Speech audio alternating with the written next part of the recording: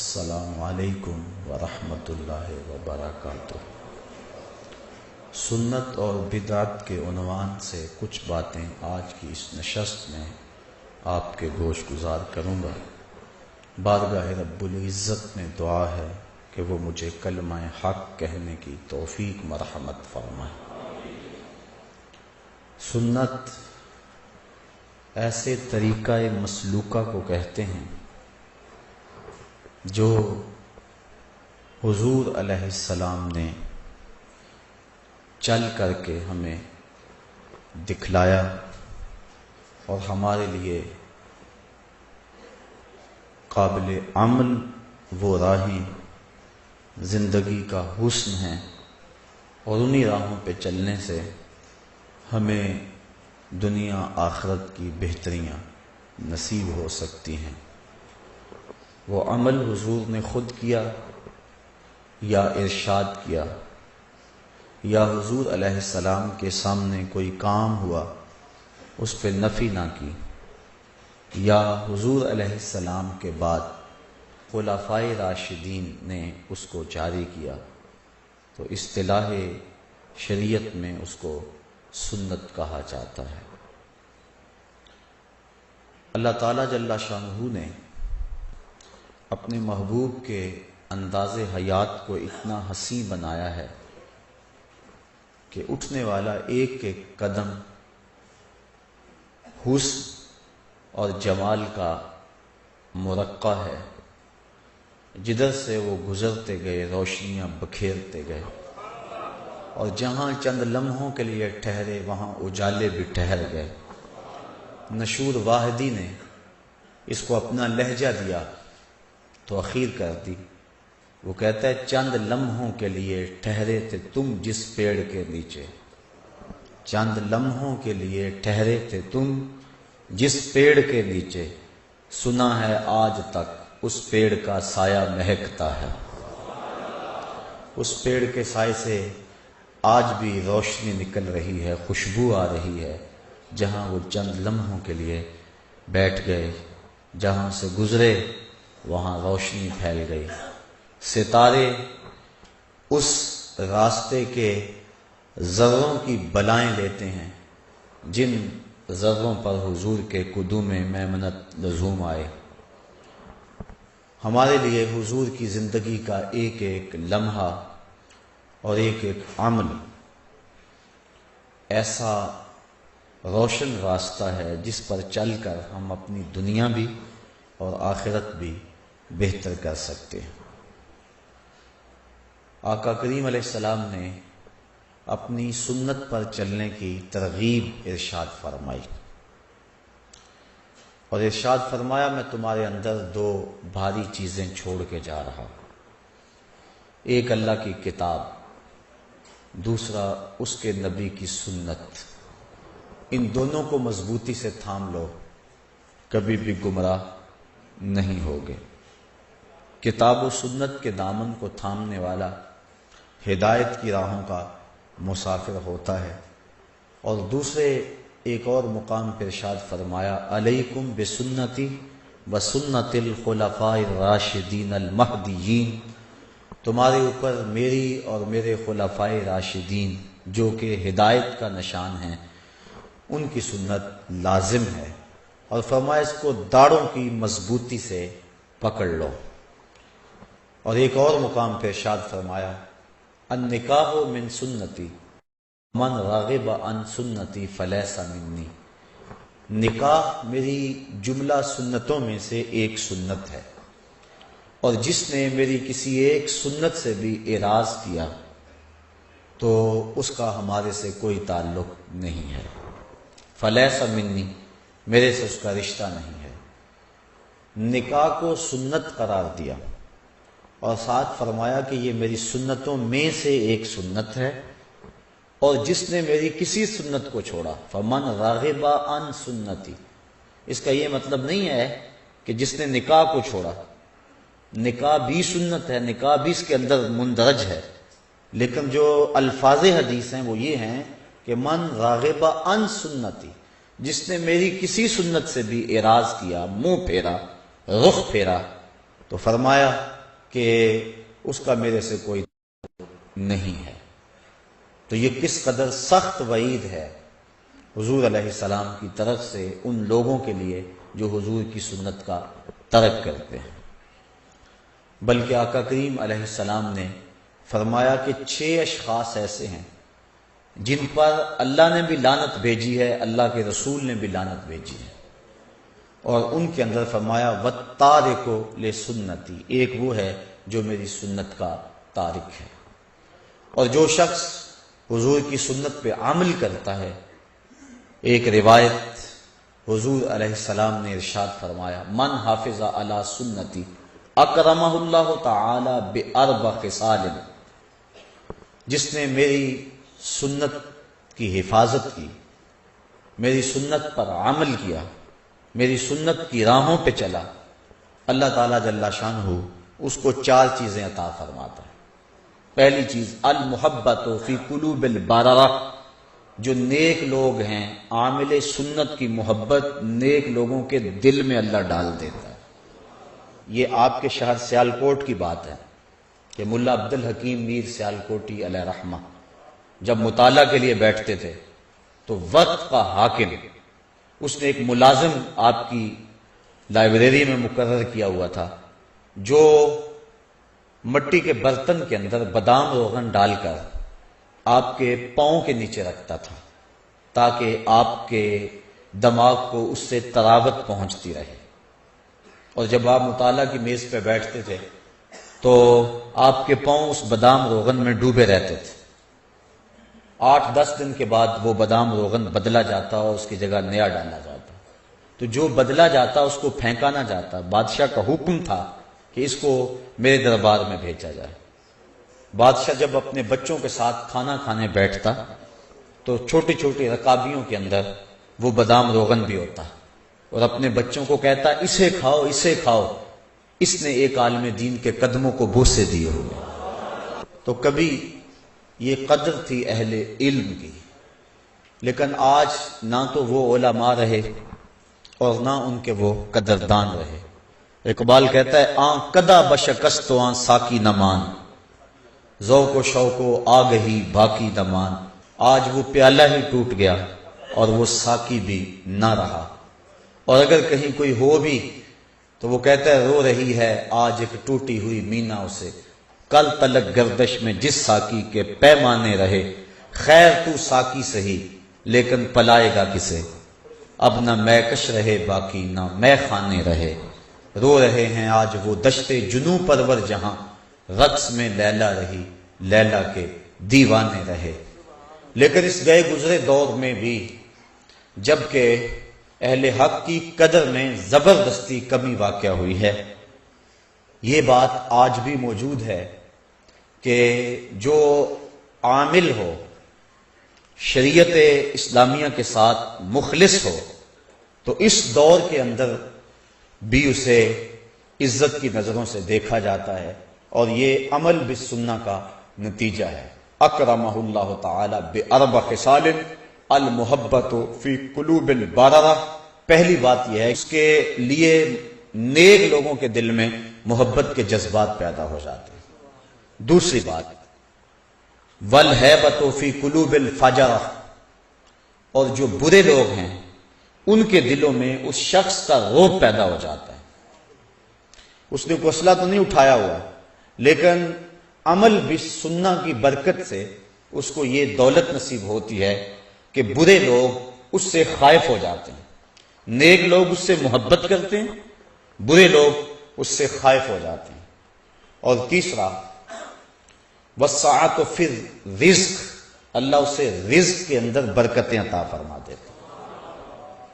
اور چوتھی چیز والسقۃ فی الدین، اللہ اسے دین میں پختگی عطا فرما دیتے ہیں۔ دین میں پختگی مل جانا یہ بہت بڑی دولت ہے، ورنہ انسان آزمائش کے موقع پہ دین چھوڑ بیٹھتا ہے۔ آج کل جو دور ہے، آج تو لوگ چائے کی پیالی پہ دین بیچ دیتے ہیں، لیکن جو عامل سنت ہوگا اس کو جو 4 خصلتیں اور خوبیاں اللہ عطا فرماتا ہے، ان میں سے ایک خوبی یہ ہے کہ اس شخص کو دین کے اندر ثقافت اور مضبوطی نصیب ہو جاتی ہے۔ اس لیے اللہ تعالیٰ مجھے آپ کو توفیق عطا فرمائے، کہیں حضور کی سنت کا کوئی عامل ملے تو اس کی قربت اختیار کرنی چاہیے۔ ویسے بھی امام خبیری نے ایک روایت نقل کی ہے، سیاتی زمان علی امتی یفرون من العلماء والفقہاء فیبتلیہم بثلاث، فرمایا میری امت پہ ایک ایسا وقت بھی آئے گا لوگ علماء و فقہاء کی صحبت سے دور بھاگیں گے، ان لوگوں کی مجلسیں اجڑ جائیں گی، اہل علم کے حلقے ویران ہو جائیں گے۔ ایک وقت آئے گا، پھر کیا ہوگا؟ اللہ ان لوگوں پہ 3 طرح کے عذاب مسلط فرمائے گا۔ یرفع البرکۃ من کسبہم، پہلا عذاب یہ ہے ان کے رزق سے برکت اٹھا لی جائے گی، یعنی رزق کی کمی نہیں ہوگی لیکن برکت نہیں ہوگی۔ اور دوسرا، ظالم حکمران ان پر مسلط کر دیے جائیں گے۔ یہ قوم ہماری بڑی خوش ہوئی تھی کہ ایک ظالم سے جان چھوٹی، لیکن مستقبل میں مجھے تو کوئی توقع نہیں، بلکہ میں نے کہیں کہا تھا کہ ہم نے پھولوں کی آرزو کی تھی، آنکھوں میں موتیا اتر آیا۔ تو حالات کبھی بہتر نہیں ہوں گے اس طرح، جب تک ہم خود صحیح نہیں ہوں گے اتنی دیر تک حالات ٹھیک نہیں ہو سکتے ہیں۔ اللہ کی رحمت کی چھتری بن کے حکمران ہمارے اوپر نہیں آ سکتے جب تک ہم اپنے عمل زندگی کو نہ بدلیں۔ کسی نے حجاج بن یوسف کو کہا کہ تو نے حضرت عمر فاروق کا دور خلافت دیکھا ہے، تو ان جیسا عادل حکمران کیوں نہیں بن جاتا؟ تو اس نے جواباً کہا تبازروا اتعمر لکم، تم ابو ذر کیوں نہیں بنتے؟ تم ابو ذر جیسے عوام بن جاؤ، میں عمر جیسا حکمران بن جاتا۔ تو جس طرح کے لوگ ہوں گے ان کے اوپر حکومت کرنے والے بھی اسی طرح کے لوگ آئیں گے۔ یہ ہمارے اعمال بد کی سزا ہوتی ہیں، بلکہ اللہ تعالیٰ قرآن مجید میں ایک موقع پہ ارشاد فرماتا ہے اگر تم اس کے حکموں کو توڑو گے تو تمہارے اوپر اور نیچے سے عذاب آئے گا۔ اوپر کا عذاب کیا ہے، نیچے کا عذاب کیا ہے؟ اوپر کا عذاب بارشیں، آسمان سے پتھروں کا برسنا، طرح طرح کے عذاب ہیں، آندھیاں اوپر کا عذاب ہے۔ نیچے کا عذاب زلزلے ہیں، اور زمین کا جو ہے وہ فصل نہ دینا، یہ نیچے کا عذاب ہے۔ لیکن حضرت عبداللہ ابن عباس رضی اللہ تعالیٰ عنہ فرماتے ہیں کہ اوپر کا عذاب یہ ہے کہ تمہارے حکمران ظالم ہو جائیں گے، اور نیچے کا عذاب یہ ہے کہ تمہاری اولادیں اور تمہارے ماتحت تمہارے ملازمین خائن ہو جائیں گے، نافرمان ہو جائیں گے، گستاخ ہو جائیں گے۔ تو یہ نیچے کا عذاب ہے۔ تو اوپر سے بھی عذاب، نیچے سے بھی عذاب۔ سارے دن کا تھکا ہوا بندہ شام کو گھر پہنچا تو گھر میں نوں ساس کا جھگڑا جاری تھا۔ اب اگر بیوی کو کچھ کہے تو گھر اجڑتا ہے، اور ماں کو کچھ کہے تو دونوں جہاں اجڑتے ہیں۔ بندہ پھنس گیا، نہ وہ بات سمجھتی ہے نہ وہ بات سمجھتی ہے۔ تو یہ ہے اوپر سے بھی عذاب اور نیچے سے بھی عذاب۔ اللہ تعالیٰ ان عذابوں سے ہمیں محفوظ فرمائے۔ تو کہا دوسرا عذاب کہ ظالم حکمران ان پہ مسلط کر دیے جاتے ہیں، اور تیسرا عذاب وَيَخْرُجُونَ مِنَ الدُّنْيَا بِغَيْرِ الْإِيمَانِ، ان کا دنیا سے بغیر ایمان کے اٹھ جانے کا اندیشہ غالب ہو جائے گا۔ اور قرب قیامت کی نشانیوں میں سے حضور نے یہ ایک نشانی بیان فرمائی، یُصْبِحُ مُؤْمِنًا وَيُمْسِی کافرا، بندہ صبح مومن ہوگا شام کو کافر ہوگا، شام کو مومن ہوگا اور صبح کو کافر ہوگا۔ اور ایمان محفوظ رکھنا اتنا مشکل ہو جائے گا جس طرح ہتھیلی کے اوپر آگ کا انگیارہ رکھنا مشکل ہو جاتا ہے۔ بندہ کہے گا جی کیا کروں، میں مجبور ہو گیا ہوں، اس کے بغیر چارہ کار ہی نہیں ہے، دین پہ عمل بڑا اوکھا ہو گیا جی، چلا ہی نہیں جا سکتا، جھوٹ کے بغیر کاروبار ہی نہیں چلتا۔ وہ طرح طرح کے بہانے بنائے گا اور حالات ایسے ہو جائیں گے۔ یہ اس کی بدعمالیوں کی سزا ہے جو اس کو ملے گی، اور اس کے لیے دنیا کے حالات اور معاشرتی نظم ایسا بن جائے گا کہ وہ بچنا چاہے گا بھی تو بچ نہیں سکے گا۔ کوئی اپنی اولاد کی وجہ سے جہنم کا شکار ہوگا، کوئی شخص اپنے ملازمین کی طرف سے، کوئی اپنے کاروبار کی وجہ سے، بلکہ ایک روایت میں آتا ہے ایک عورت 4 مردوں کو جہنم میں لے جائے گی۔ عرض کیا حضور وہ کیسے؟ فرمایا ایک عورت کو جہنم کا حکم ہوگا، وہ عرض کرے گی مالک میرے باپ کو بلایا جائے، بلایا جائے گا، یا اللہ یہ میرا باپ اور میں اس کی بیٹی، میری تربیت کا جوہر تو اس کے ہاتھ تھا، آج جن گناہوں کے سبب سے میں جہنم میں جا رہی ہوں تو اس کا ذمہ دار یہ ہے، اس نے میری دینی خطوط پہ تربیت نہیں کی۔ اب وہ باپ جس نے اپنی بیٹی کی ہر فرمائش پوری کی لیکن دین نہیں دیا، وہ قیامت کے دن رب کے سامنے کیا جواب دے گا؟ اللہ تعالیٰ فرمائے گا اسے بھی پکڑو اس کے باپ کو بھی پکڑو اور دونوں کو جہنم میں لے جاؤ۔ عرض کرے گی نہیں مالک، میرے بھائی کو بلایا جائے، بھائی کو بلایا جائے گا، یہ میرا بھائی اور میں اس کی بہن، میں اس کی غیرت تھی، میں جب بے پردہ گھر سے اپنے لبوں پر حیا کی لالی سجا کر سڑکوں پہ آتی تھی، اس کے غیرت کا جنازہ نہیں نکلتا تھا؟ اس نے کبھی مجھے روکا تھا؟ اس نے کبھی مجھے منع کیا تھا؟ اگر اس کی غیرت جاگتی، اس میں احساس موجود ہوتا، تو میں اتنی آوارہ نہ ہوتی کہ آج مجھے جہنم میں اس کی سزا بھگتنا پڑتی۔ اب وہ بھائی کیسے جواب دے گا جس کو خود چوکوں اور موڑوں پہ کھڑا ہونے کا چسکا ہے، اور وہ کالج کے دروازوں پہ کھڑے ہو کر کے اپنی نظروں کو تسکین دیتا ہے اور سمجھتا ہے کہ میری بہن دوسروں کی نظروں سے محفوظ ہے؟ کل قیامت کے دن وہ بھی جواب نہیں دے سکے گا۔ اللہ تعالیٰ فرمائے گا اسے بھی پکڑو، اس کے باپ کو بھی پکڑو، بھائی کو بھی پکڑو، جہنم میں لے جاؤ۔ عرض کرے گی نہیں مالک، میرے خامد کو بلایا جائے، بلایا جائے گا، یہ میرا خامد، اس کی اطاعت میرے اوپر لازم تھی۔ طلاق کی دھمکی ایک ایسی بات اس کے پاس تھی کہ مجھے جو چاہتا منوا لیتا، مجھے اپنے انداز میں ڈھال لیتا۔ ماں باپ کے گھر میں میری جیسی بھی زندگی گزری تھی، گزر گئی تھی، لیکن جب میں اس کے ہاں آئی تھی تو یہ اپنا رنگ مجھے دے دیتا۔ اب وہ خامد کیا جواب دے گا جو خود عورت کی باہوں میں باہیں ڈال کر پارکوں میں گھومتا ہے اور دوستوں کو چائے پہ بلوا کے اپنی بیوی کو بے پردہ سامنے بٹھوا کے کہتا ہے بتاؤ بھابھی کیسی ہے، جو اپنے دوستوں سے اپنی بیوی کے حسن کی داد مانگتا ہے، کل قیامت کے دن وہ بے غیرت خامد کیا جواب دے گا؟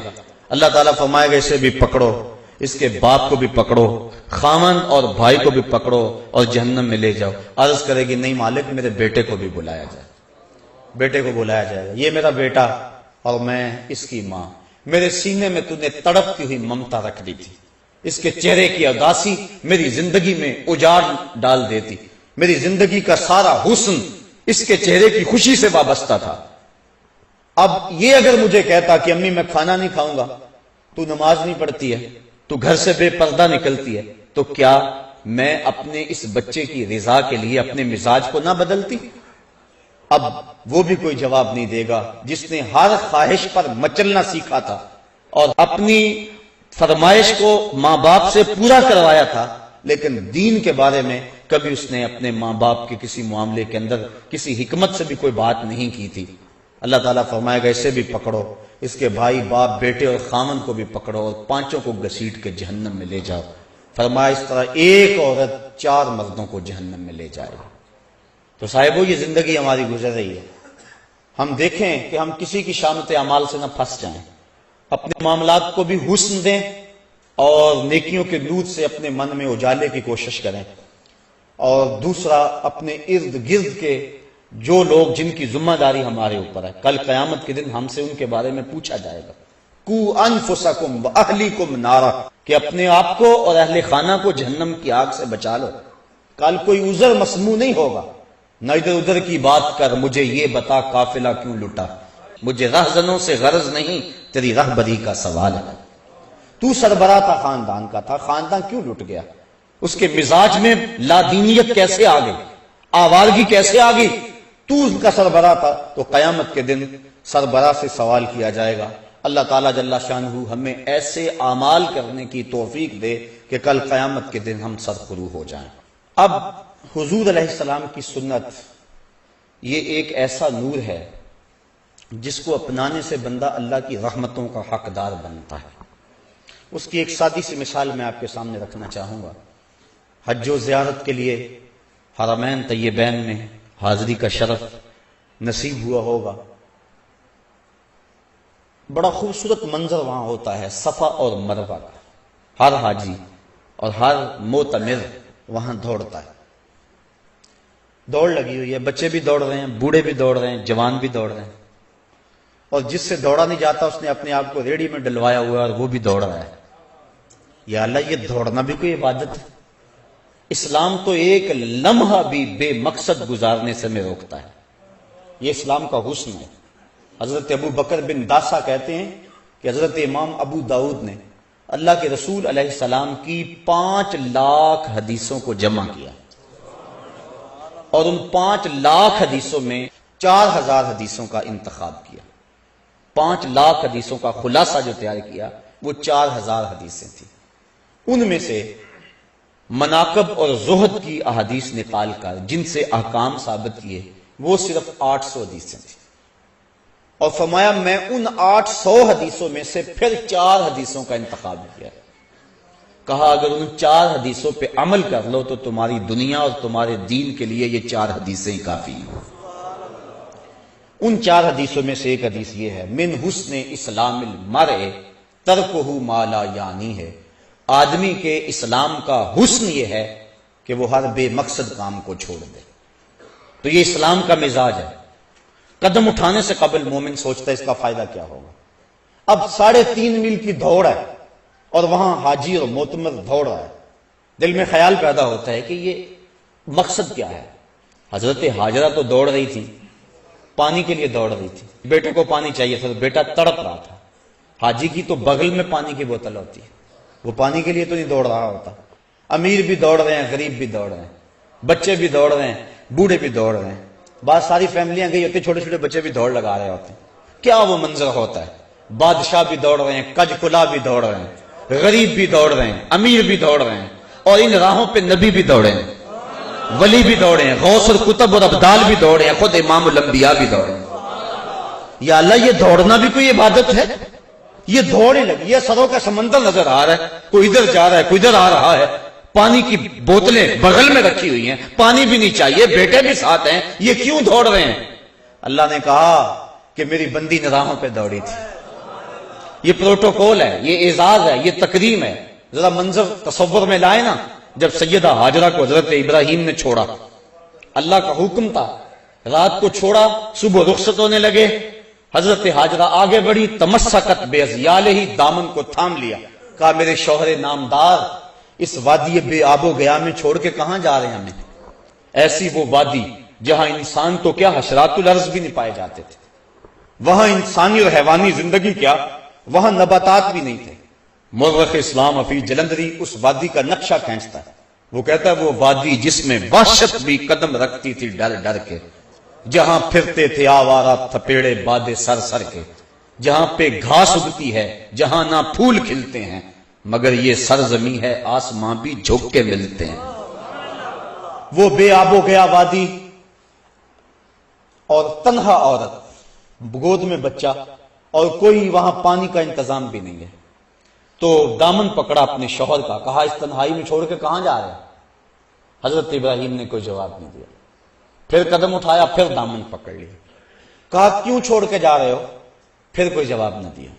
جب تیسرا قدم اٹھایا تو حضرت ہاجرہ نے خود کہا کیا ہمارے رب کا یہ حکم ہے؟ کالا نعم، کہا ہاں، کہا پھر خیر سے جائیے، اگر اس کا حکم ہے اللہ کی قسم وہ ہمیں ضائع نہیں ہونے دے گا۔ پھر وہاں حضرت ہاجرہ نے دن اور رات گزارے، وہاں دن کو خوف آئے، پہاڑ ایسے محیط جیسے فولاد پگھلا کے ڈال دیا گیا، اور وہاں حشرات الارض بھی نہیں ہے، اور اللہ کی بندی نے حد کر دی، اللہ پر توکل کی۔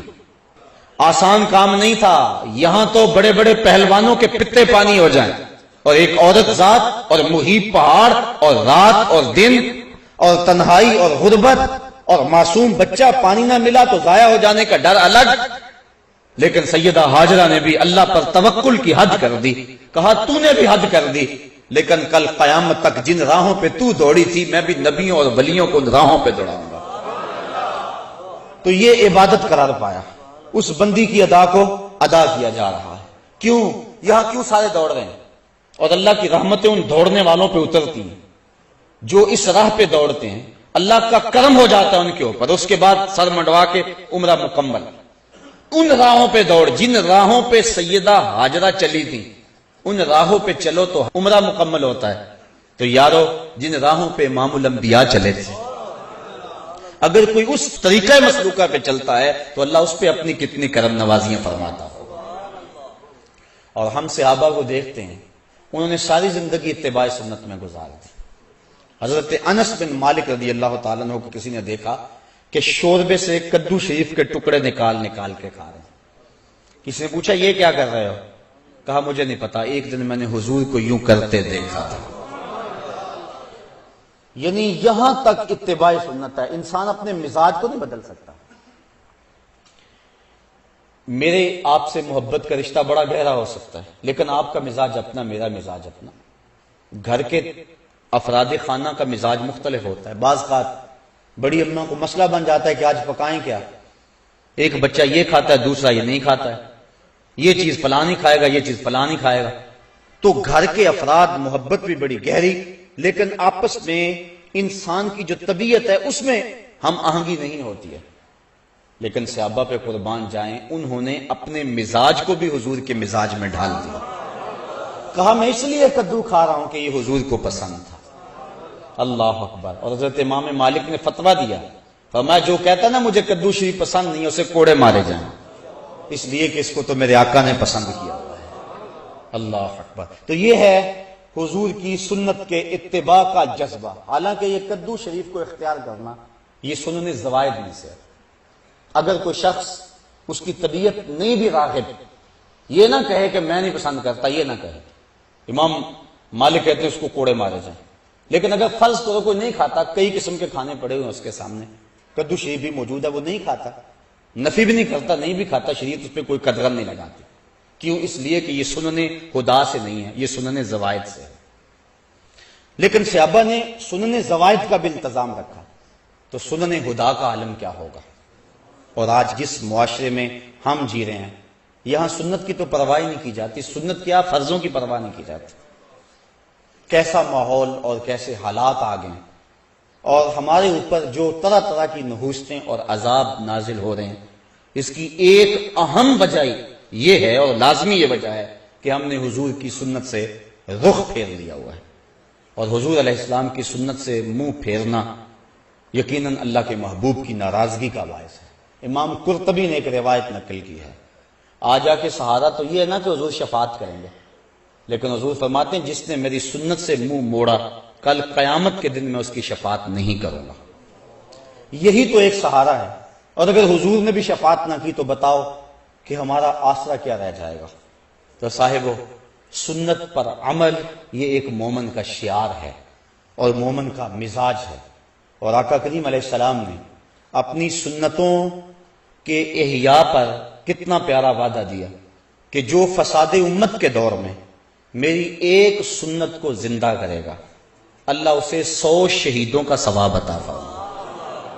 ایک شہید کا درجہ تھوڑا نہیں ہے، اس کے خون کا قطرہ زمین پر گرنے سے قبل اس کے سارے گناہ معاف کر دیے جاتے ہیں۔ اس نے اپنی جان جیسی متاع عزیز وار دی ہوتی ہے، لیکن جو سنت پہ حامل ہوگا تو اس کو 100 شہیدوں کا ثواب ملے گا، اس لیے کہ سنت پہ عمل کرنا فساد امت کے دور میں انتہائی مشکل ہے۔ نفس روکتا ہے، معاشرہ روکتا ہے، گھر والے روکتے ہیں۔ ایک زمانہ تھا کہ ایک نوجوان کی شادی ہونے لگی تو اس کے گھر والوں نے اس کو کہا کہ آپ داڑھی کٹوا دیں، لیکن وہ اڑ گیا۔ اس کے گھر والے میرے تک پہنچے کہ یہ آپ کے درس وغیرہ سنتا ہے، تو آپ جو ہے وہ اسے سمجھائیں کہ یہ داڑھی منڈوا دے۔ میں نے کہا اس میں کیا حرج ہے داڑھی میں؟ تو کہنے لگا کہ وہ اس کا بھائی بھی سا کہنے لگا یہ میرے سے چھوٹا ہے، لیکن داڑھی کی وجہ سے مجھ سے بڑا نظر آتا ہے۔ میں نے کہا یہی تو حضور کے سنت کا کمال ہے کہ سنت چھوٹوں کو بھی بڑا بنا دیتی ہے۔ تم کہتے ہو یہ بڑا نظر آتا ہے، یہی تو سنت کا کمال ہے، سنت عزت دیتی ہے اور بڑائی دیتی ہے۔ میں نے کہا میں تو پتہ نہیں کتنے درسوں کا نتیجہ ہے اور اللہ سے کتنی دعائیں مانگتا ہوں اپنے سامعین کے لیے کہ یا اللہ جو میں کہوں ان کے دل میں اتار دے۔ تو میں نے جس کو خون جگر سے سینچا ہے، کیا تمہارے کہنے پہ اس کو روک دوں؟ یہ کیسے ہو سکتا ہے؟ میں نے کہا میں تو اس کو تھپکی دوں گا کہ جمع رہنا، ڈٹا رہنا، تیرے اوپر اللہ اس کے رسول کا سایہ رہے گا۔ تو یہ کیسا ماحول آ گیا، کیسے حالات آ گئے ہیں۔ لوگ کہتے ہیں کسی کو مسیتڑ کا تانا، وہ فلاں تو مسیتڑ ہو گیا، کسی کو کچھ کہہ دیا، کسی کو کچھ کہہ دیا۔ تو بعض بات ایسا ہوتا ہے کہ کوئی شخص جس نے سنت رسول چہرے پہ رکھی ہے اس سے کوئی ناسزا کام سرزد ہو جاتا ہے، تو ہمارے معاشرے میں جھٹ جو ہے وہ اس کے اوپر حملہ ہوتا ہے۔ وہ جا رہا تھا نا وہ بندہ سائیکل پہ، تو لمبی لمبی اس کی داڑھی تھی، تو وہ بریک نہ لگی تو وہ کسی میں سائیکل لگ گیا۔ اس نے کہا اتنی بڑی داڑھی رکھی ہوئی ہے، اس نے کہا یار داڑھی ہے بریک تو نہیں ہے، یعنی اس کا تعلق کیا ہے بریک سے؟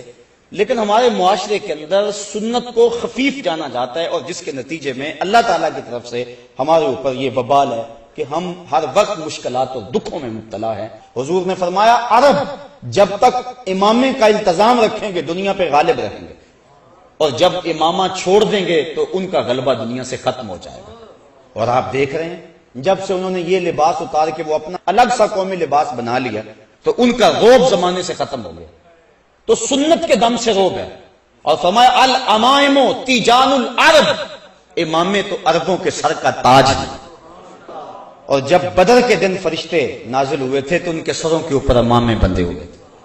اس طرح داڑھی شریف یہ حضور علیہ السلام کی سنت ہے۔ خسرو پرویز کے دو قاصد حضور کی خدمت میں آئے، لیکن ان کی منڈی ہوئی داڑیاں اور بڑی ہوئی مونچھیں حضور کے سامنے جب آ کے بیٹھے تو حضور نے فرمایا یہ تم نے کیا شکل بنا رکھی؟ تو انہوں نے کہا ہمارے خداوند خسرو پرویز نے ہمیں داڑھی منڈانے کا حکم دیا۔ تو حضور علیہ السلام غصے میں آ گئے، فرمایا تمہارے جھوٹے خدا نے تمہیں داڑھی منڈانے کا حکم دیا اور میرے خدا نے مجھے داڑھی بڑھانے کا حکم دیا۔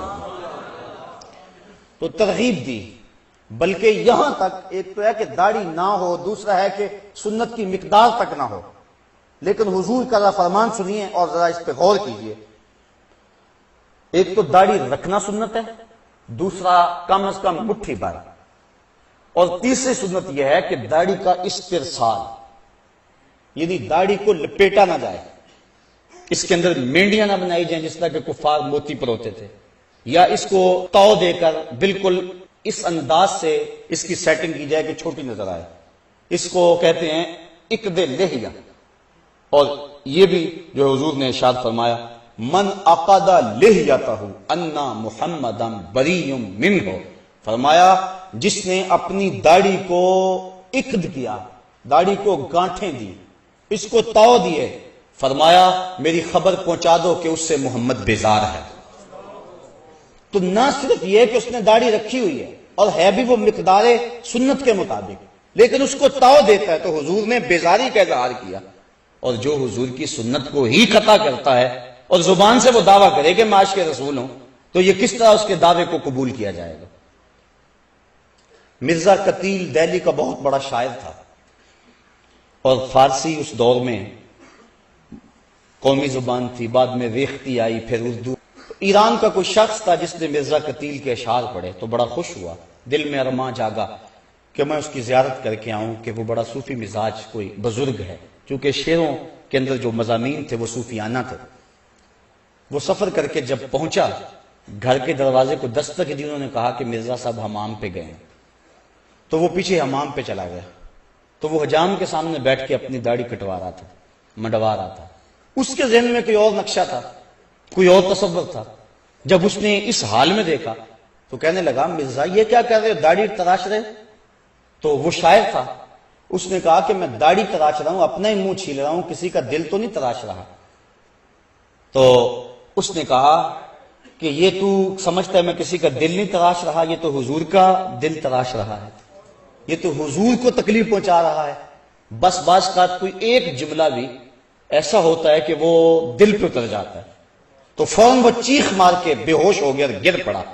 اور جب ہوش آئی تو مرزا قتیل نے کہا تعال اللہ چشمم باز کر دی، مرا با جانے جاں ہم راز کر دی، تو نے تو میری آنکھ کھول دی اور مجھے یار کی چوکھٹ تک پہنچا۔ تو سنت کا اتباع، اور یہ صرف داڑھی میں ہی نہیں ہے، صرف امام میں بھی نہیں، یہ لباس کی سنت ہے۔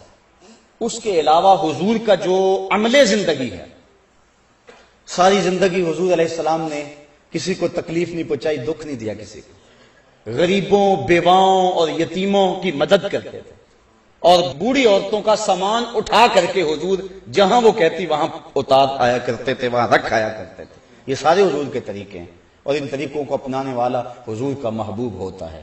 حضرت مجدد الفسانی علیہ رحمہ فرماتے ہیں کہ حضور کی سنت کے اتباع سے بڑھ کر خدا تک پہنچانے والا کوئی اور وظیفہ نہیں ہے۔ سب سے بڑا وظیفہ جو اللہ تعالیٰ تک پہنچاتا ہے بندے کو، وہ حضور کی سنت کا اتباع ہے۔ اس لیے حضرت خواجہ بزرگ شاہ نقشبند بخاری علیہ رحمہ آپ فرماتے ہیں کہ ہمارا کام سنت کا احیاء کرنا ہے اور شریعت کو رواج دینا ہے۔ ہم دنیا کے اوپر پیری مریدی کے لیے نہیں آئے ہیں، ہم تو اللہ اور اس کے محبوب علیہ السلام کے نظام کو رائج کرنے اور حضور کی سنت کو عام کرنے کے لیے آئے ہیں۔ تو حضور کی سنت کا اتباع ہر معاملے میں اور ہر حال میں یہ ہمارے اوپر ایک تو لازم ہے۔ دوسری بات، بدعت۔ بدعت کیا ہے؟ ایسا وہ طریقہ جس کی مثال حضور کے دور میں نہ پائی جائے، اس کو بدعت کہتے ہیں۔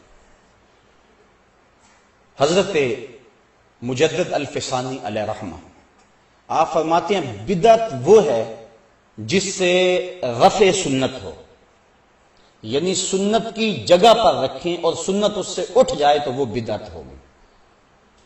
جس کا داڑھی منڈوانا ہے تو سنت کو قطع کر کے اس کی جگہ یہ چیز آئی، تو جو رافع سنت ہوگی اس کو بدعت کہیں گے۔ اس باب کے اندر بھی بہت ساری غلط فہمیاں ہیں جو لوگوں کے دل و دماغ اور ذہنوں میں موجود ہیں۔ وہ کہتے ہیں کہ جو بھی کام کرو اس کو بدعت قرار دے دیتے ہیں، جبکہ ایسا نہیں ہے۔ بدعت اس کو کہتے ہیں کہ جس کی سابقہ مثال حضور کے دور میں نہ ہو۔ ایک چیز حضور کے دور میں ہے ہی نہیں، بعد میں آئی ہے، اگر وہ شریعت سے ٹکراتی ہے تو بدعت ہے، سنت کی رافع ہے تو بدعت ہے، لیکن اگر رافع سنت نہیں ہے تو بدعت نہیں ہے۔ مثال کے طور پہ موجودہ دور میں ایٹم بم ہے، یہ اس وقت پاکستان کے پاس سرمایہ ہے اور اس کو اسلامی بم کہا جاتا ہے۔ تیغ و تبر اور تلواریں یہ اس کی مثال بنیں گی۔ اس دور میں اونٹوں پر اور گھوڑوں پہ سفر ہوتا تھا، اب ہم گاڑیوں پہ سفر کرتے ہیں، تو یہ خلاف سنت نہیں ہوگا۔ اس کی مثال سواری کی صورت میں وہاں موجود ہے۔ تو بدعت اسے کہیں گے کہ جس کی دور رسالت مآب یا دور خلفائے راشدین کے اندر کوئی مثال موجود نہ ہو، اور اگر کوئی مثال موجود ہے اس دور کے اندر اور کوئی کام بعد میں رائج کیا گیا تو وہ شریعت کے ضابطے سے ٹکراتا نہیں ہے تو اس کو بدعت نہیں کہیں گے، بلکہ حضرت امام ربانی شیخ مجدد الفسانی کے قول کے مطابق وہ سنت ہی ہوگی۔ اور دوسرے ملا علی قاری علیہ رحمہ اور حضرت شیخ عبد الحق محدث دہلوی کے بقول وہ بدعت حسنہ ہوگی۔ انہوں نے تقسیم کی ہے بدعت کو 5 درجوں میں، لیکن حضرت مجدد الفسانی فرماتے ہیں کہ وہ بھی سنت ہے، اور وہ اس پر حدیث ہے، حضور نے ارشاد فرمایا من سنہ فی الاسلام سنتن حسنتن فلہ اجرھا، جس نے اسلام میں کوئی نیا طریقہ رائج کیا تو اس کو اچھا طریقہ تھا تو اس کو اس کی جزا ملے گی، اور جس نے بھی اس طریقے کے مطابق اس کو دیکھ کر عمل کیا اللہ تعالیٰ جل شانہ اس عمل کرنے والے کو بھی جزا دے گا، اور جس کے ذریعے سے ترغیب ہوئی بغیر کسی کمی کے اللہ اس کو بھی اتنا ہی اجر عطا فرمائے گا۔ اور آگے فرمایا من سنہ فی الاسلام میں سنتن سیئۃ فعلیہ وزرھا، تو جس نے اسلام کے اندر کوئی غلط طریقہ رائج کیا تو اس کے اوپر اس کی سزا ہے۔ تو بدعت ہر وہ عمل ہے جس سے سنت کا رفع ہو جائے، سنت اٹھ جائے، اس کو بدعت کہتے ہیں۔ پھر موجودہ دور کے اندر کچھ نئی چیزیں جو کہ اس دور میں ہیں اور اسلام کی روح کے منافی نہیں ہیں، اس کو بدعت کا الزام دے کر ان چیزوں کو ختم کرنے کی ضرورت نہیں، لیکن شریعت کے مزاج سے اگر کوئی چیز ٹکراتی ہے، کوئی نیا عقیدہ کسی نے گھڑ لیا، کوئی نیا عمل کسی نے گھڑ لیا جس کی اسلام میں مثال ہی موجود نہیں ہے، تو وہ بدعت ہوگا۔ حضرت عمر فاروق رضی اللہ تعالی عنہ نے جب دیکھا مسجد نبوی کے اندر کہ کچھ لوگ متفرق صلاۃ التراویح پڑھ رہے ہیں تو آپ نے ان سب کو جمع کیا اور حضرت ابی بن کعب رضی اللہ تعالی عنہ کو بلایا اور ان کو بلا کر کے کہا کہ تم ان کی جماعت کرواؤ تاکہ یہ لوگ اکٹھے ہو کے پڑھ لیں۔ عشاء کی نماز اور وتر کی جماعت حضرت عمر فاروق نے خود کروائی، لیکن جو تراویح تھی وہ حضرت ابی بن کعب رضی اللہ تعالیٰ عنہ نے کروائی۔ یہ وہ صحابی تھے جن کی آواز بڑی اچھی تھی، اور ایک دن یہ پڑھ رہے تھے کہیں اور حضور علیہ السلام سن رہے تھے، انہیں نہیں پتا تھا کہ حضور سن رہے ہیں، یہ اپنے گھر میں اپنے مکان میں کسی گوشے کونے میں پڑھ رہے تھے، حضور سن کے خوش ہو رہے تھے۔ انہوں نے تلاوت ختم کی، بعد میں جب حضور سے ملاقات ہوئی تو آقا کریم علیہ السلام نے فرمایا کہ ابی تم بڑا خوبصورت پڑھ رہے تھے، مجھے تمہارا پڑھنا بڑا پسند آ رہا تھا۔ تو حضرت ابی کا جواب سنیے، حضرت ابی کہنے لگے حضور اگر مجھے پتا ہوتا کہ آپ سن رہے ہیں تو میں اور سوار سوار کے پڑھتا۔ اب یہاں حاشیہ لگایا ہے اعلی حضرت نے، ذرا اس پہ توجہ چاہوں گا۔ اعلی حضرت فرماتے ہیں کہ کسی کے دکھانے کے لیے پڑھنا تلاوت کرنا ریاکاری ہے کہ نہیں؟ کسی کو دکھانے کے لیے میں اگر اس لیے تقریر کروں کہ آپ کہیں کہ واہ واہ کمال ہو گئی ہے، اس لیے میں نقطے بیان کروں آپ کہیں حد ہو گئی ہے، تو یہ میرا سب کچھ جو ہے وہ ریاکاری ہوگا، کوئی مجھے ثواب نہیں ہوگا۔ اگر میرا مقصد ہے کہ آپ تک کوئی پیغام حق پہنچانا ہے، اللہ کا دین پہنچانا ہے، میں تمہارے تک کوئی بات پہنچانی ہے، اس جذبے کے ساتھ بات کروں تو یہ میرا دین ہے۔ لیکن اگر مجھے ہو کہ اس بات پہ لوگ سبحان اللہ زیادہ کہیں گے، اس پہ زیادہ خوش ہوں گے، یہ بات بڑی اچھی ہے، اور میں اس انداز کے ساتھ اپنی گفتگو کو مرتب کروں تو یہ دینداری نہیں ہوگی، دنیا داری ہوگی۔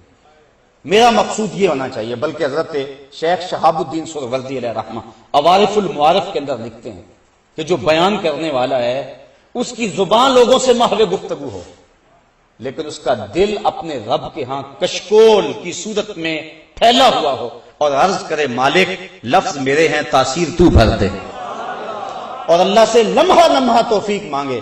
تو حضرت شیخ شہاب کہتے ہیں پھر ہو ہی نہیں سکتا کہ بات سننے والوں کے دلوں تک ترازو نہ ہو، یہ دعا ساتھ مانگتا رہے۔ تو کسی کے دکھلاوے کے لیے قرآن پڑھنا، نعت پڑھنا وغیرہ سب کچھ یہ ریاکاری کہلاتی ہے۔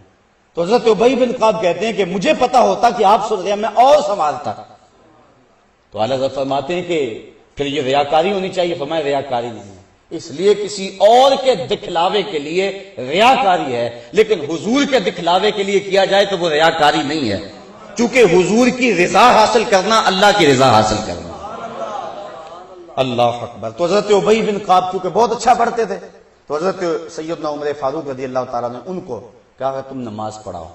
اس طرح انہوں نے نماز پڑھائی، کافی لوگ اکٹھے ہو گئے، جو متفرق پڑھتے تھے جو ہے وہ بھی اکٹھے جماعت بن گئی۔ تو حضرت عمر فاروق نے جب دیکھا تو بڑے خوش ہوئے، اور خوش ہو کے فرمانے لگے نعمت البدعۃ ھذہ، یہ بڑی اچھی بدعت ہے بدعت لیکن ہے بڑی اچھی۔ یہ جو صلاۃ التراویح ہے یہ حضرت عمر فاروق کے دور کی ہے۔ اس طرح عربی میں خطبہ کہا کرتے تھے، اور اس کو سننا مسنون ہے، اور اس میں آپ کنکر بھی نہیں ہلا سکتے۔ اور وہ کیا ہے جو اذان ثانی کے بعد جو ہے وہ خطبہ دیا جاتا ہے، جس میں درمیان میں امام بیٹھتا ہے، عربی خطبہ۔ اب جب زمانہ گزرا، اسلام جگہ جگہ پہنچا، عجم کے لوگ جو تھے وہ عربی نہیں جانتے تھے، تو اب خطبہ دین سکھانے کے لیے، لوگوں کو اللہ سے ڈرانے کے لیے، پیغام حق کے ابلاغ کے لیے، تو عربی تو لوگ سمجھتے نہیں ہیں سارے، تو کیا کریں پھر؟ تو علماء نے مل بیٹھ کے یہ سوچا اور اس پہ اجتہاد کیا کہ ایک اذان پہلے دے لیں، اور اذان ثانی سے قبل اردو میں یا کوئی جس علاقے کا رہنا والا ہے اس زبان کے اندر وہ ایک الگ خطبہ دے لے، تاکہ اس سے لوگوں کو مسائل دینیاں سمجھائے جائیں، اور جو اصل روح ہے وہ سنت رفع نہ ہو۔ اگر اس کی جگہ آپ تقریر اردو کی لاتے تو پھر یہ بدعت ہوتا، یہ ایسی بدعت سیاح ہوتی جس سے رفع سنت ہوتا، لیکن سنت اپنی جگہ پہ برقرار ہے۔ لیکن یہ اردو خطبہ جو ہے جمعے کے اندر پہلے امام دیتا ہے اذان ثانی سے قبل، یہ حضور کے دور میں نہیں تھا، بعد میں ایجاد کیا گیا، بالخصوص عجم کے علاقوں میں جہاں دین کو سمجھانے کے لیے یہ ایک مؤثر ذریعہ تھا۔ تو اب یہ بالکل بدعت ہے، لیکن اس کو بدعت سیاح نہیں کہیں گے۔ تمام مسالک کے لوگ ایسا کرتے ہیں، کیونکہ اگر یہ بھی نہ ہو تو لوگوں تک پیغام کیسے پہنچے۔ تو اصل چیز کو اپنی جگہ پہ رکھیں، یہ بات ذہن میں رکھیں، اصل چیز کو اپنی جگہ پہ رکھیں، اور اس کے ساتھ ضرورت کے تحت اگر آپ کوئی چیز شامل کر لیتے ہیں تو وہ بدعت بھی ہوگی، تو وہ بدعت سیاح نہیں ہوگی، بدعت حسنہ ہوگی۔ اب سلطان صلاح الدین ایوبی نے جب حالات پہ قابو پایا، تو آپ جانتے ہیں کہ اس دور میں جو خلفاء تھے ان کا حال کیا تھا۔ جب اذان ہوتی تو اذان سے قبل ان کے نام کے قصیدے پڑھے جاتے، تو سلطان صلاح الدین ایوبی نے یہ بات جاری کی اور علماء سے تصدیق لی کہ جب اذان پڑھی جائے تو بادشاہوں کے قصیدے نہ پڑھے جائیں، محمد عربی پہ درود پڑھا جائے۔ اذان اصل اپنی جگہ پہ رہی، جس طرح عربی خطبہ اصل اپنی جگہ پہ رہا اور ساتھ ملحق کر لیا گیا اردو خطبہ، اس طرح اذان اصل اپنی جگہ پہ رہی اور ساتھ ملحق کر لیا گیا درود شریف۔ اب کچھ لوگ کہتے ہیں تم درود شریف کو اذان کا حصہ سمجھتے ہو، یہ بات غلط ہے۔ اگر اذان کے اندر کوئی چیز شامل کی جاتی تو پھر حصہ بنتا۔ اب یہ اذان سے بالکل الگ ہے، پھر اذان کی ٹون الگ ہے، درود شریف کا جو ہے انداز الگ ہے۔ اذان میں کھڑا ہونے کی حالت الگ ہے، کانوں کے اندر انگلیاں لیتے ہیں، لیکن اس کی صورتحال جو ہے وہ درود کے اندر مختلف ہے، اور سننے والا سمجھتا اب یہ درود ہو رہا ہے اور اب یہ اذان شروع ہو گئی ہے۔ پھر اذان کا جواب دینا لازم ہے، واجب ہے، درود کا جواب دینا لازم واجب نہیں ہے۔ اور پھر اس کو کبھی چھوڑ بھی دیا جائے تو کوئی نہیں کہتا کہ آج اذان نہیں ہوئی۔ ہر جمعے میں جو اذان ثانی ہوتی ہے، دوسری اذان، اس کے ساتھ درود نہیں پڑھا جاتا، لیکن کبھی کسی نے کہا کہ یہ آپ نے کیسی اذان دی؟ اگر یہ حصہ سمجھا یا مانا یا خیال کیا جاتا تو وہاں اعتراض اٹھ کے لوگ کرتے کہ یہ تم نے کیوں درود ساتھ نہیں پڑھا ہے۔ تو یہ بات ذہن میں رکھیں کہ یہ اس دور کے اندر ایسا ہوا کہ جبکہ بادشاہوں کے قصیدے پڑھے جاتے تھے تو سلطان صلاح الدین ایوبی، یہ وہ شخص ہے جس سے اللہ نے کام لیا تھا، تو اس سے یہ بھی کام لیا گیا، اس نے کہا چھوڑو شاہوں کے قصیدے، اذان سے پہلے محمد عربی کے قصیدے پڑھے جائیں۔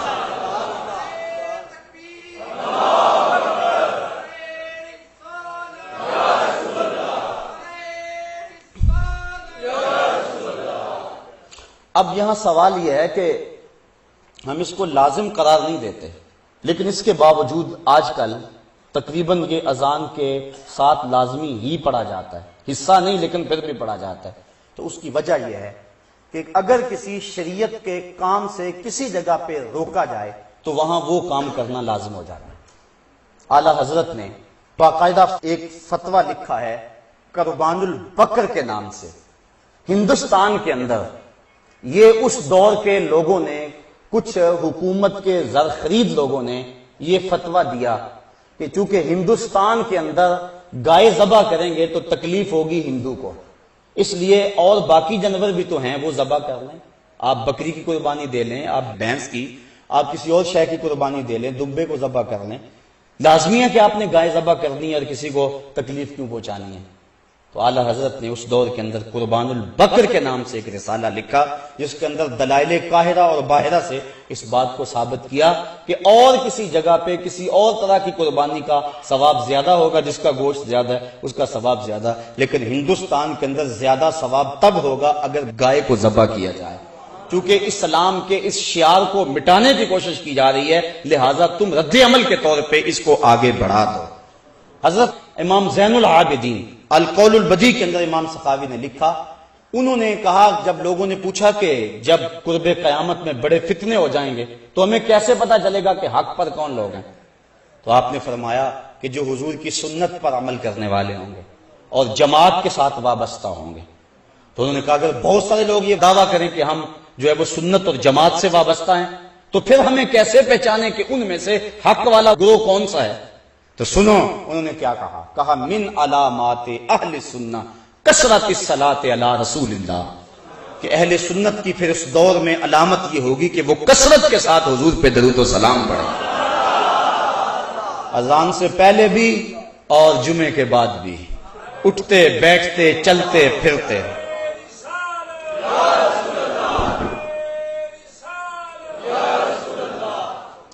اور یہ بات ذہن میں رکھیں، یہ جو کچھ میں کہہ رہا ہوں انصاف کی بنیاد پہ کہہ رہا ہوں کہ کوئی غلط فہمی میں حضور کے درود پہ اعتراض نہ کر بیٹھے اور آقا کریم علیہ السلام کی رحمتوں سے محروم نہ ہو جائے۔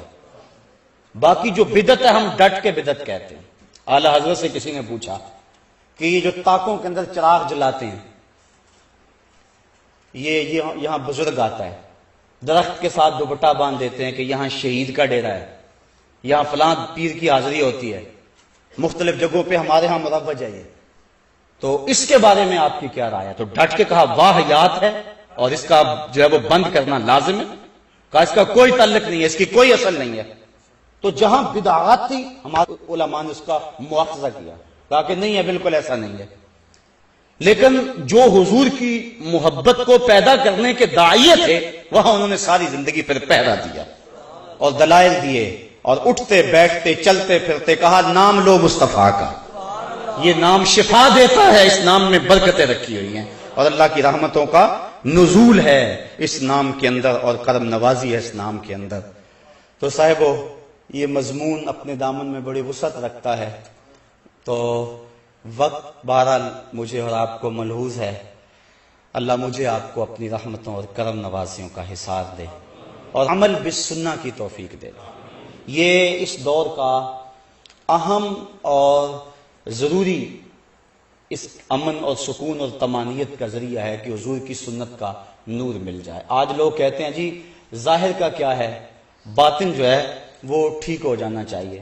تم اتنا زور دیتے ہو داڑھی پہ، امامے پہ، لباس پہ، کھانے پینے کے انداز میں، زمانہ بدل گیا، دنیا کہاں چلی گئی، اور تم ابھی وہ پرانی باتیں دقیانوسی چھوڑتے نہیں ہو۔ لباس میں کیا، جون سا مرضی بندہ لباس پہن لے۔ میں ایک سادی سی مثال یہاں دیا کرتا ہوں، بات ختم کرتے کرتے میرے ذہن میں آ گئی، میں نے کہا چلو شاید کسی کے دل میں اتر جائے، کہ لوگ کہتے ہیں لباس کا کیا ہے، ظاہری پہناوا جو مرضی ہو، بندہ اندر سے مسلمان ہونا چاہیے۔ آج کل یہ بھی بات بڑی چلتی ہے۔ تو میں آپ کو سادے سے الفاظ میں کہنا چاہتا ہوں، اگر کوئی پاکستان کا میجر یا کوئی فوجی انڈین فوج کی وردی پہن لے، اس کو کورٹ مارشل کیا جائے گا کہ نہیں کیا جائے گا؟ وہ کہے وردی کا کیا، مجھے اچھی لگی میں نے پہن لی، اندر سے تو میں پاکستانی ہوں، تو اس کی حب الوطنی تسلیم کی جائے گی؟ سب کہیں گے جب تجھے ظاہر پسند نہیں ہے تو باطن کا اعتبار کیسے کریں؟ بس اس سے بہت کچھ سمجھا جا سکتا ہے، بہت کچھ سمجھا جا سکتا ہے۔ صحابہ کا تو انداز یہ تھا، حضور گزر رہے ہیں، ایک گنبد نما، یہ منع کیا گیا، گنبد نما مکان منع کیا گیا۔ حضور گزرے تو دیکھا ایک مکان بن رہا، کہا کس کا ہے؟ عرض کی یہ فلان ساری کا ہے۔ جواب حضور نے کچھ نہیں دیا، چہرے پہ تھوڑی سی ناگواری آئی اور گزر گئے۔ کسی نے اس کو بتایا آج گزرے تھے حضور، تیرے مکان کو دیکھا تھا، خوش نہیں ہوئے؟ اس نے کدال پکڑی، برابر کر دیا زمین۔ 2-4 دن گزرے، حضور پھر آئے، دیکھا تو وہ مکان نہیں تھا، کہا وہ پرسوں میں گزرا تھا، یہاں مکان تھا۔ عرض کی حضور وہ تو برابر کر دیا گیا۔ کہا بلاؤ، بلایا گیا، کہا میاں تیرا مکان تھا، کیا ہوا؟ کہنے لگا سنا تھا آپ کو پسند نہیں، سنا تھا آپ کو، میں اور آپ دیکھیں کہ ہمارا کیا کیا حضور کو پسند ہے۔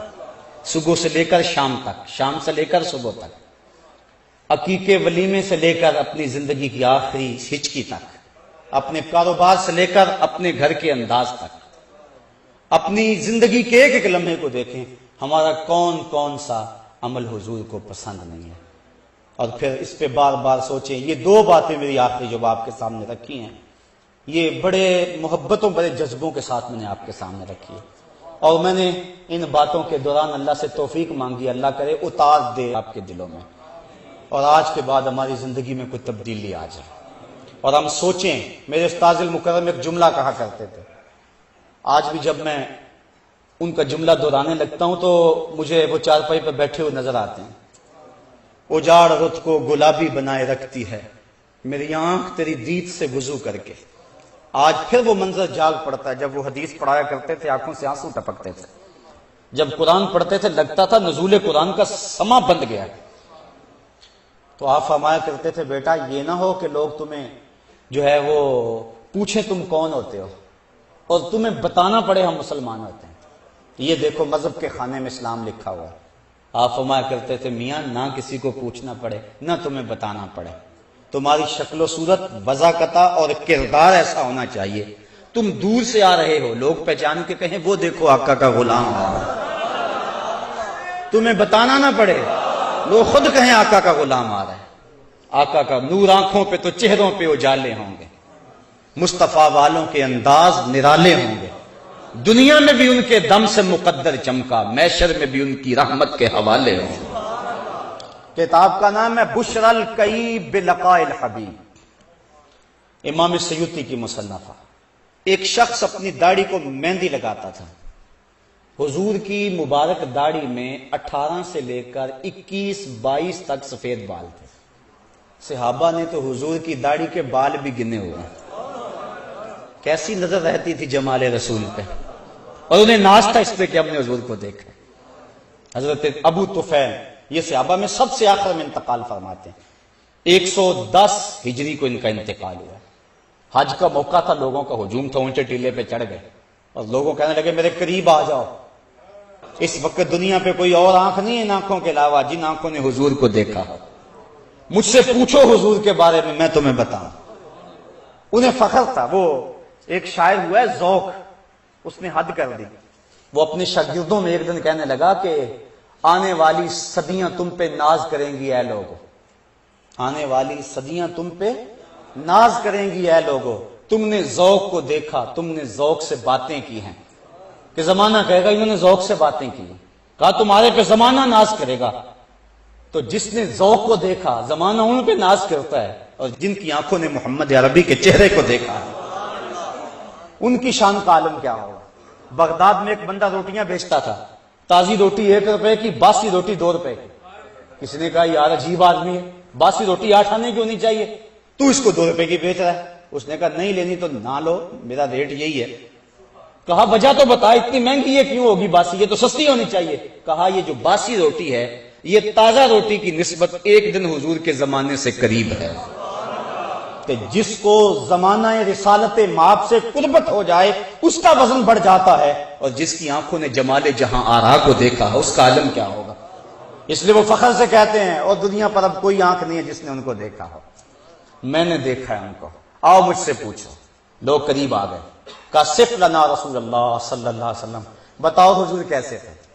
حضرت ابو طفیل کہنے لگے کان رسول اللہ صلی اللہ علیہ وسلم ملیحن مقصدن ابیضا، ایک تو نمکین حسن والے تھے، دوسرا چٹی رنگت کے مالک تھے، تیسرا اپنی قد و قامت کے اندر اعتدال رکھتے تھے۔ تو یہ حضور کا انہوں نے نقشہ بیان فرمایا حضرت ابو طفیل نے۔ تو زمانہ ناز کرتا تھا جنہوں نے حضور کو دیکھا۔ تو صحابہ نے حضور کی داڑھی کے مبارک بال بھی گنے ہوئے ہیں۔ یہ بات کہاں سے کہاں چلی گئی یارو، ہمیں تو تسکین ہی تب ہوتی جب حضور کا تذکرہ ہو۔ اللہ اکبر۔ وہ کہتے ہیں جنگل میں کوئی مے خار مرا ہے، اسے انگور کے پتوں کا کفن دو۔ اچھا اسے اگر کیلے کے پتوں کا کفن دے دے پھر گزر نہیں ہوگی، ہنڈولے کے پتوں کا کفن دے دے، تھوڑے پتے لگیں گے کفن بن جائے گا۔